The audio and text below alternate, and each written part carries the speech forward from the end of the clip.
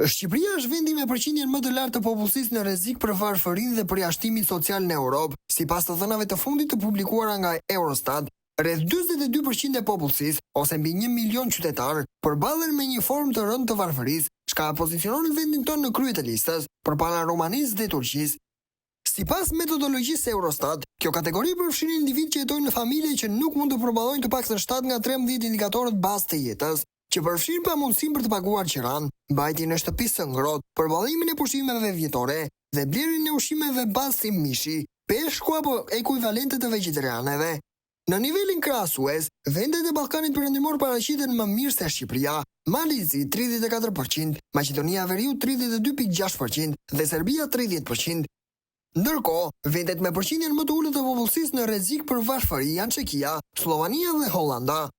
Pavarësisht ritmeve pozitive të rritjes ekonomike në vend, raporti tregon se përfitimet nuk janë shpërndarë në mënyrë të barabartë në shoqërinë shqiptare, duke thelluar ndekun midis zhvillimit ekonomik dhe mirëqenies sociale.